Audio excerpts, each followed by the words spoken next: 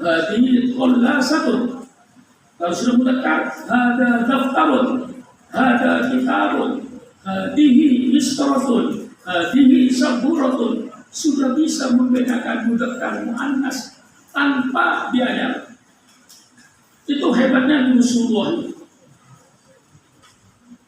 Setelah itu isim sudah dikuasai, yang ada di sekitarnya sudah dikuasai, baitun, masjidun, madrasatun, sakun, ilatun, nafidatun, babun, dikuasai semua, baru mulai fi'il.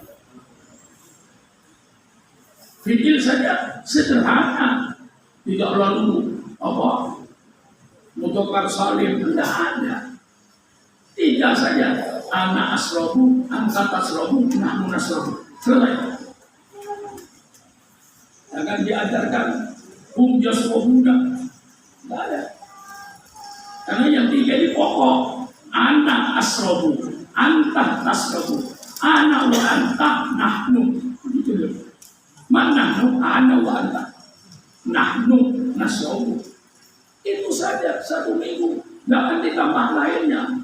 Kalau anti tasrobina itu bikin bingung.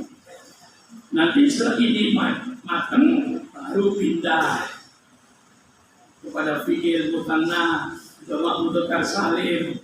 Nanti tapi basicnya ana, anta, nahnu. Mutanna, mudzakkar salim, muannas salim, nanti belakangan tertib belajarnya itu. Insya Allah dengan pelajaran begini matang bahasa Arabnya. Insya Allah ini kepada guru-guru yang mengajarkan bahasa Arab. Saya hari Rabu, insya Allah saya ke Malaysia. Ya, tahun-tahunnya 3 kali yang mungkin terakhir. Setelah itu tawakal kepada Allah. Ya, bagi saya ya segalanya itu alhamdulillah. Itu resikonya orang umur panjang. Ya, mau umurnya panjang, terima nanti seperti saya ini. Jangan dituntun kayak nenekmu. Jangan mentang-mentang kau sekarang seger, kau masih muda. Kalau kau tua, terima resikonya. Kayak saya ini, jadi resiko. Kalau ingin tidak kayak saya, mati sekarang. Kalau nggak mau kayak saya, mati sekarang. Kalau mau kayak saya, terima nanti. Mungkin matanya kabur, ya. Mungkin telinganya kayak saya, telinga saya berkurang. Nah kalau kamu itu terlalu jauh, kadang-kadang saya minta diulang, tapi kalau tidak ini enggak berkurang. Hidung saya berkurang. Dulu tajam, segera tertampak. Minyak wangi bedanya tertampak ini Hajar Aswad. Sekarang agak susah. Mengapa? Ya resiko. Kalau tidak mau resiko keluar, ya mati sekarang aja. Kalau mau tua seperti saya, ya siap-siap. Ini beresiko. Dulu saya jalan nggak ada yang menonton, lari saya. Sekarang kadang-kadang kalau kayak tangga, ya sendirian bisa. Kalau dituntun lebih enak, cuma itu aja. Nah, itu resiko. Jadi saya hari Rabu masih di sana, Rabu, Kamis, insya Allah Jumat, mudah-mudahan saya sudah kembali. Senin, semua yang ngajar bahasa Arab kumpul di sini, baik Mulia maupun Depok. Kumpul khusus yang ngajar bahasa Arab sudah. Ya, Senin, khusus yang ngajar bahasa Arab. Yang lain mau nonton boleh, tidak nonton juga nggak apa-apa. Tapi yang bahasa Arab, maka sekarang karena dimulai dulu bahasa Arab. Baik di Depok karena dimulai, di Jakarta karena dimulai, di Lunia karena dimulai. Sampai saya ngajar Senin, harus dimulai. Nanti yang akan ke sini, ke Kosen, memang orang yang akan mengajar bahasa Arab. Jadi tidak dirubah lagi nanti. wal itu kira-kira siapa yang akan mengajar Arab kelas 1, guru resminya itu yang hari Senin kumpul di sini. Guru bahasa Arab di Jakarta, guru bahasa di Depok, guru bahasa di Lilian. Saya yang akan ngajar di Sudo. Biar agak bincang-bincang sedikit. Sebenarnya tidak bincang, tanahnya nggak rata. Ya, apa bincang apa tanahnya yang nggak rata. Nah, ini kepada guru-guru yang bahasa Arab saya tahu. Orang yang mengajar nahwu dan sorok itu Pak Kosim, cari orang yang betul-betul tekun. Lain dengan yang mengajar mahfudot. Walaupun saya tidak di rumah las, tapi kalau yang mengajar adab itu ringan.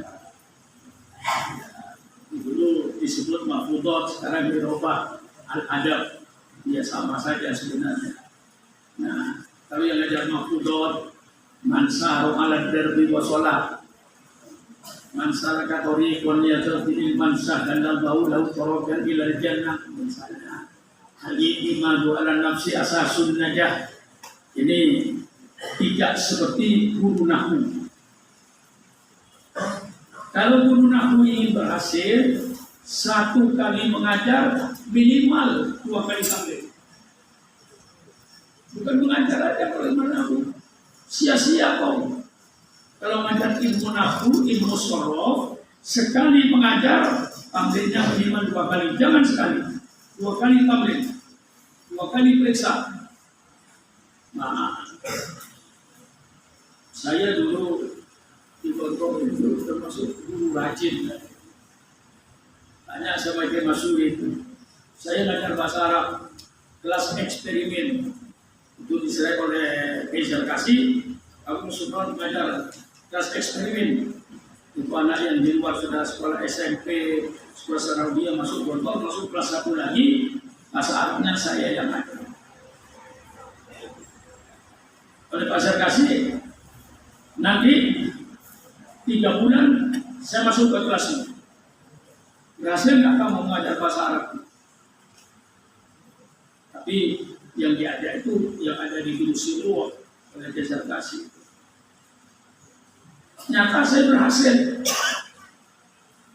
Anak yang saya ajar 3 bulan sudah berbahasa Arab untuk sehari-hari. Karena untuk dasar berbahasa Arab sehari-hari itu minimal mempunyai kosakata 200. Punya kosakata 200 mampu sudah berbahasa Arab tiap hari. Kalau untuk baca kitab minimal mempunyai kosakata 500-600 atas.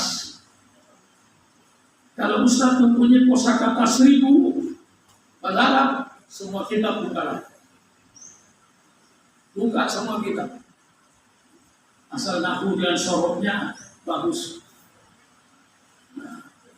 Untuk pertama kali kosakata 200 kosakata mampu berbahasa Arab sehari-hari, tapi tidak untuk baca kitab. Kalau baca kitab 500, 600 sampai 1000 kata, baru kita mampu buka kitab yang baru dari Mesir, dari mana itu, ya paling kayak saya baca kitab 1 halaman begini mungkin 5 kata yang saya minta bantuan kamus. Ya kadang-kadang sebenarnya setelah dibuka, oh maknanya ini mutarotifat saja. Misalnya saya ngerti kitun, saya tidak ngerti kitun, tapi saya ngerti hirun. Nah, ketika saya buka kamus kitun, artinya hirun, ujian mutarotifat namanya itu.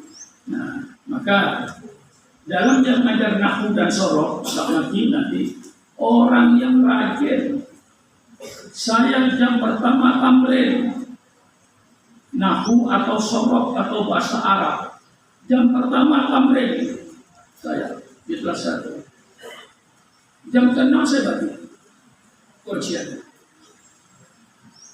Tidak saya tunda besok pagi, maju yang saya ajari. Pagi tamrin, saya periksa ke kamar, di mana saya tidak mengajar 1 jam.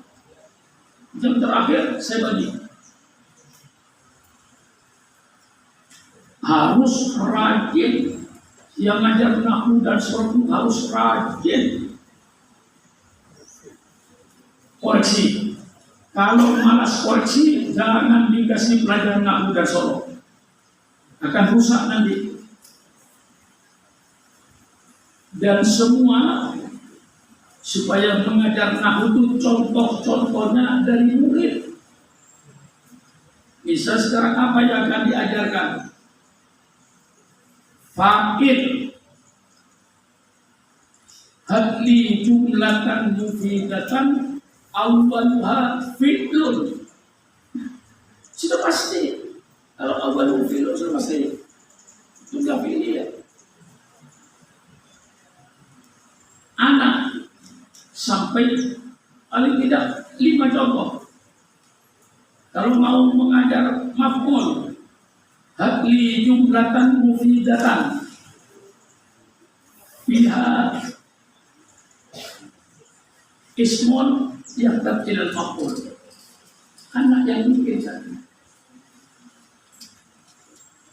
Daraba Muhammadun al-kalba untuk menjadi. Jadi contoh itu seolah-olah tidak dari kita, dari murid sebanyak-banyaknya. Apa judulnya? Jumlah ismiyah. Hadli jumlatan mufidatan fiha ismun fi awwali jumlatin. Tentu anak akan berpikir al-baitu wasi'un, al-madrasatu jamilatun, sampai yang sebanyak-banyaknya. Kalau judulnya ismun jumlah ismiyah. Kalau judulnya jumlah ifiyah, murid suruh bikin. Hadli jumlatan mufidatan awwaluha fi'lun. Sudah jadi semua itu. Sehingga dia nahwunya betul-betul matang. Maka saya pakai nahwul wadih. Saya pakai jurumiyah. Tabarukan. Karena yang umum di pondok pesantren jurumiyah. Mengapa saya mempertahankan nahwul wadih? Nahwul wadih itu tempat memperkaya. Dengan nahwul wadih dia menjadi orang kaya. Kaya apa? Kaya kosakata, bukan kaya duit. Coba lihat nahwul wadih, mulai amfilah, al-bahtur, al-qaidah. Berapa mufradat itu? Tanpa ditulis dijenggotin di bawahnya. Mufradat nahwul wadih 1 kitab. Buku tulis al-mufradat nahwul wadih. Bab al-mufradat, bab jumlah ismiyah, al-mufradat. Mufradat yang ada di kitab nahwul wadih. Lihat lagi tamrinat, masya Allah. At-tamrinul awal, berapa mufradat? At-tamrinul tsani, berapa mufradat? At-tamrinul tsani, berapa mufradat? Kadang-kadang nahwul wadih sampai at-tamrinul rabi'. Meski tamrin yang terakhir itu at-tamrin al-akhir, tamrin al-khamis, a'rif ma ya'ti. Masya Allah. Kalau bahasa Arab nahwul wadih jilid 1, 2, 3 dikuasai, semua kosakata yang ada di kitab ini dikuasai, insya Allah baca kitab mampu berapa ratus kata. Nah, kalau di kitab kita belum pesantren, miskin, bukan miskin duit, miskin kosakata. Mengapa? Ke barat ke timur, contohnya itu juga. Daraba Zaidun amron, dibolak-balik, tidak bertambah kosakata. Tapi kalau qaidahnya benar, nah itulah qaidahnya benar. Tapi kosakatanya miskin. Zaidun qaimun, Karena Zaidun qa'iman, inna Zaidan qa'imun. Itu jadi bolak-balik. Mengapa contohnya kalau kok segala-galanya contohnya daraba Zaidun amron? Itu yang dibolak-balik oleh mereka itu. Namun berarti tidak. Itu baru ada kata-kata baru dalam amthilahnya. Nah, ini supaya anak-anak kita betul-betul bahasa Arabnya kaya. Kelas 1 sudah memiliki 300 kata target. Nah, kelas 2, kelas 3 ke atas itu tentu harus lebih banyak. Jadi harus banyak kata-kata kawin jumlatan mufidatan. Kalau tidak kawin hadli jumlatan mufidatan, ij'al jumlatan mufidatan. Semuanya itu kata-kata yang akan memperkaya bahasa Arab. Jadi pelajaran nahwu, sorok, sekali ngajar, 2 kali tamrin. Kalau tidak, gagal nahwunya. Supaya jangan ini anak gagal, nanti sampai kelas 6, gagal dari kelas 1, gagal seluruhnya.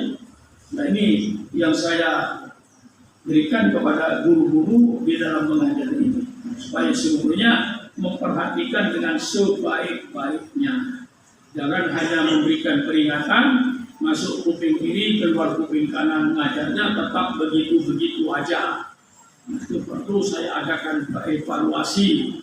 Kalau perlu Pak Kosim juga mengevaluasi Ustaz Faiz waktu itu keliling orang-orang yang ngajar Fathul Qorib, Fathul Mu'in ini masih pakai jenggot atau tidak?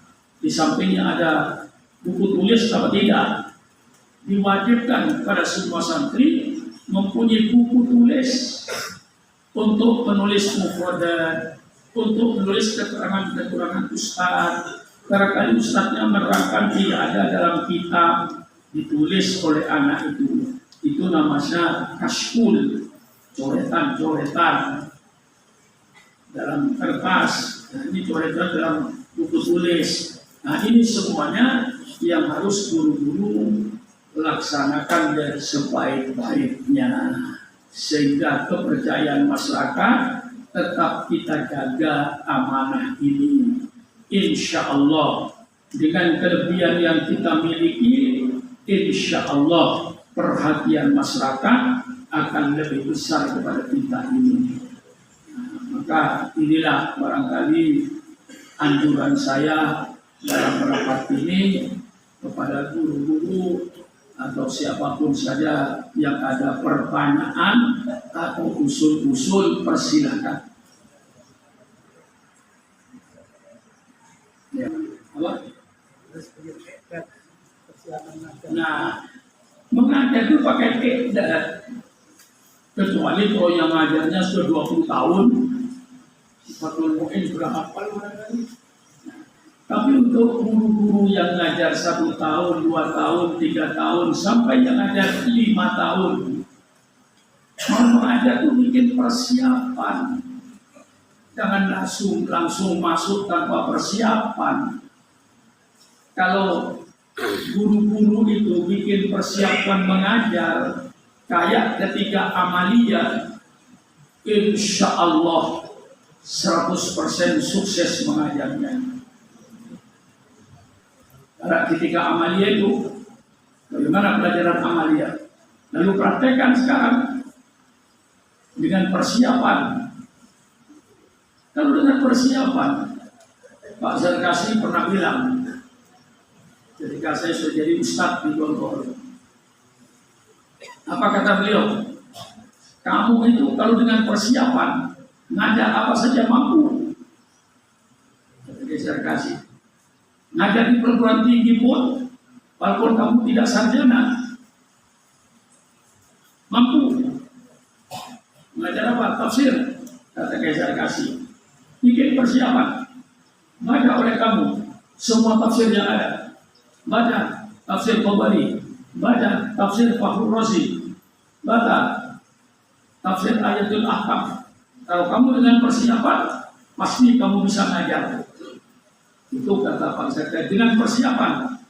Mau ngajar surat Yasin, ambil semua tafsir, baca asbabun nuzulnya, baca keterangannya, baca sarannya dari bermacam-macam kitab, kemudian kau masuk kasih kuliah di perguruan tinggi. Kamu mampu dengan persiapan. Nah, itu kesimpulannya itu. Maka guru kalau perlu itu berikan buku tebal itu, buku tulis yang tebal, kasih guru satu-satu untuk bikin persiapan mengajar. Nah, caranya malam duduk di kelas, ngawasi anak yang belajar. Ustadznya bikin persiapan, besok saya ngajar mutolaah, mufrodatnya ini. Kadang-kadang saya itu di Amalia, kadang-kadang saya juga kagum. Di Qiratul Rosyidiyah itu kadang-kadang di atas ada mufrodat sampai 8 sampai 10. Tapi guru yang mengajar Amalia cuma 3, 4 mufrodat. Padahal Qiratul Rosyidiyah itu untuk belajar anak-anak di Mesir bahasa Arab. Jadi gurunya itu menyangka ini walaupun anak Arab ada 8 kata yang kira-kira tidak tahu. Di Indonesia lebih hebat dari Mesir. Mengapa?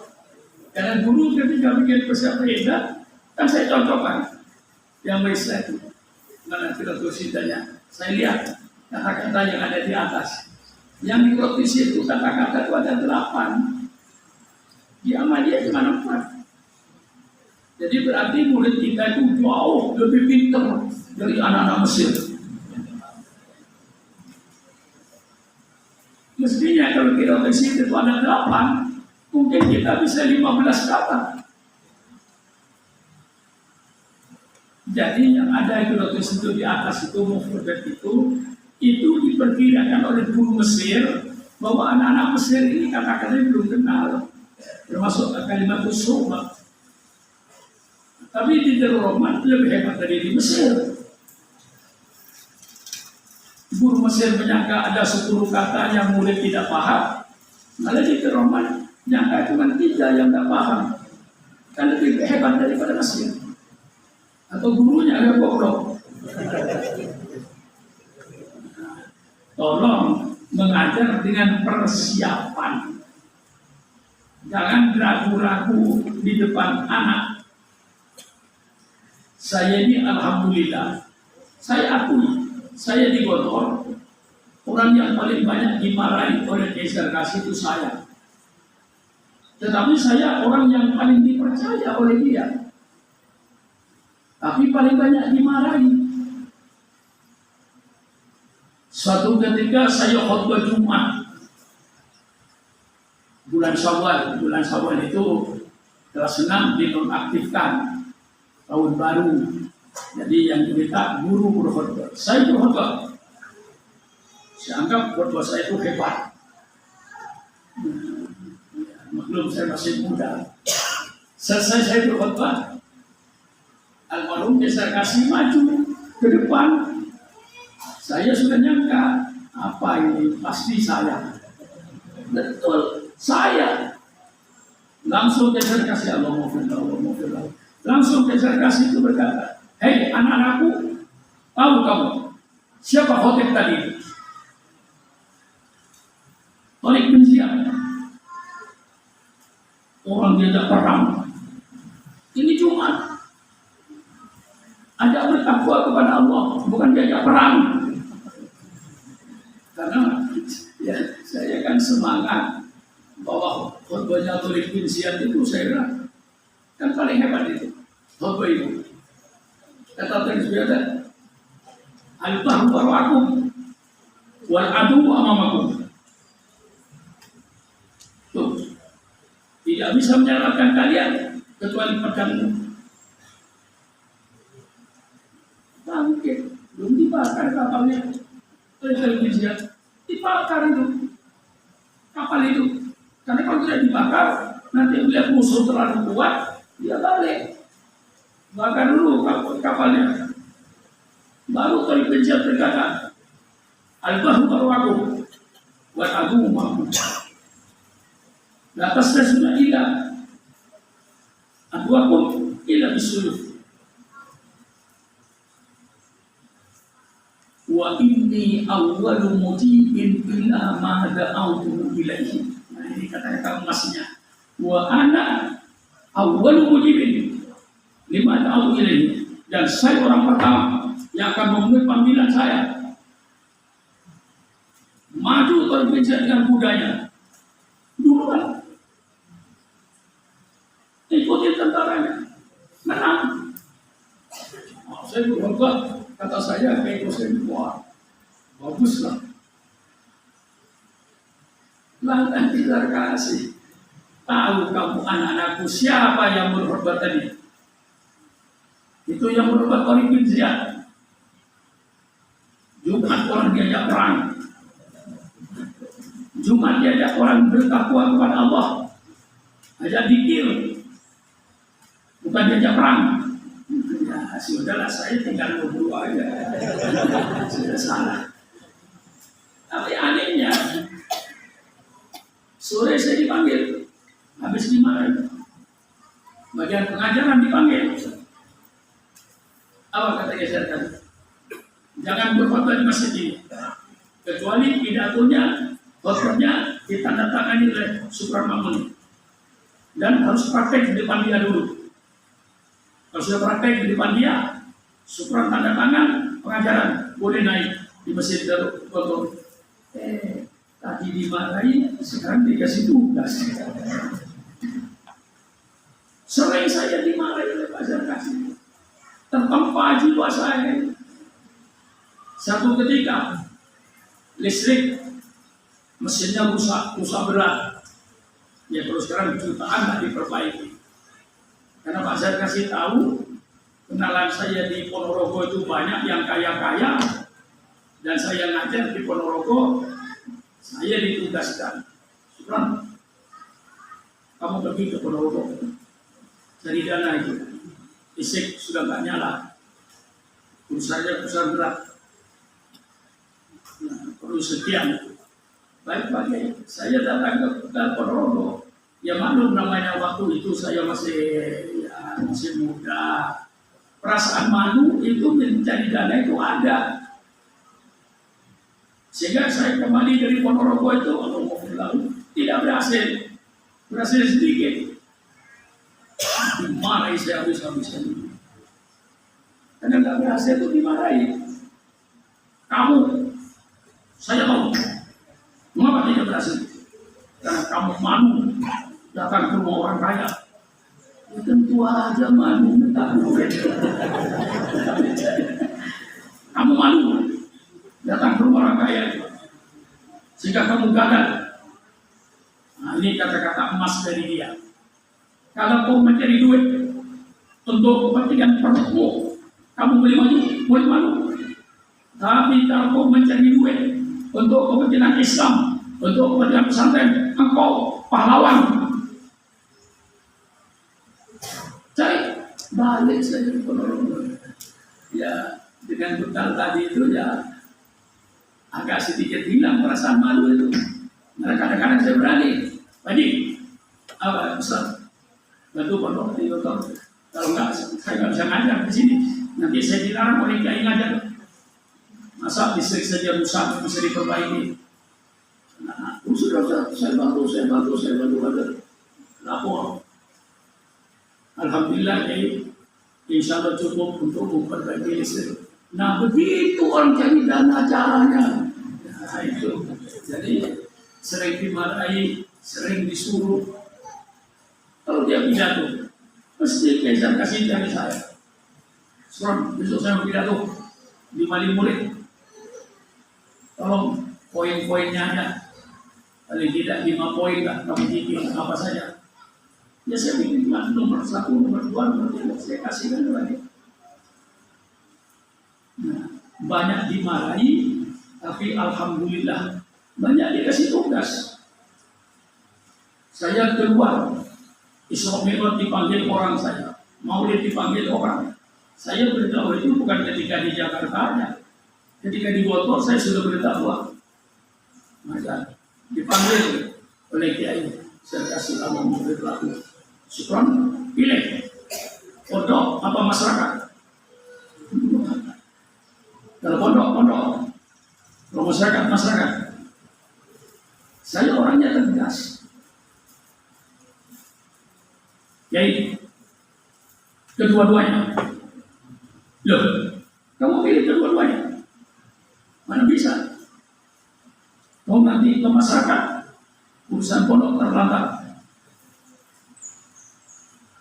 Apa saya jawab sama kiai saya? Kalau mau berlari, Pak Kiai, tolong berikan tugas kepada saya. Kalau saya karena aktif di masyarakat, tugas saya di pondok ini terbengkalai, saya berhenti ke masyarakat.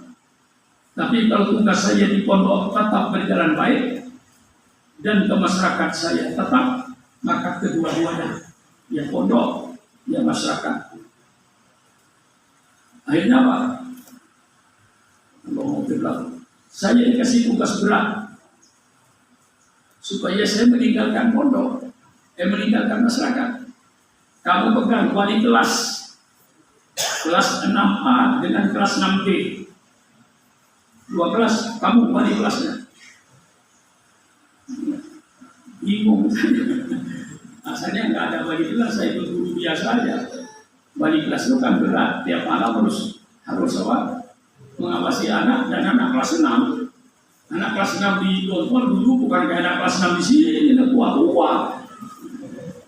Karena yang masuk ke Gontor itu sudah tamatan Sarawiyah, tamatan Aliyah. Kayak Pak Idam Polit masuk ke Gontor sudah alim. Wah, gimana kata saya? Saya rubah. Saya bisa diundang saudara, saya pidato paling cepat jam 11 malam. Sebelum jam 11 malam, saya nggak bisa keluar dari pondok. Karena saya kasih tugas. Nah, anak belajar di Gontor jam 10. Selesai. Anak tidur, saya ke Ponorogo. Pidato maulid. Pulang jam 2, jam 3. Pondok beres, masyarakat beres. Karena kelas 2, bagaimana membagi badan saya? Gampang. Peci saya mudahnya. Saya tinggal peci itu, kayak begini. Saya tinggal pergi ke kelas yang sana. Yang sana saya buka jas, saya gantung di kursi, saya tidur di kamar. Tidak bakalan anak kelas ini bubar kalau saya tidak datang. Biar listrik jam 11 malam mati, kalau peci saya masih ada, anak kelas kan tidak bakalan keluar.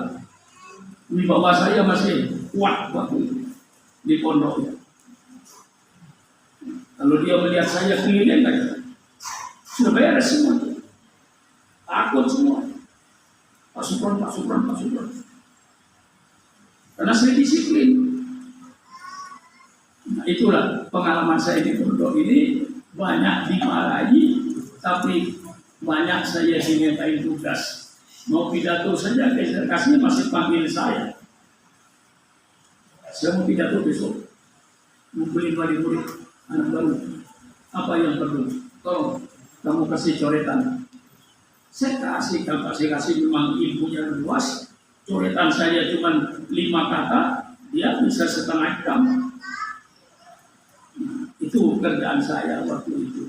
Maka sudah ditempa jiwa saya ini oleh Pak Zerkasi itu.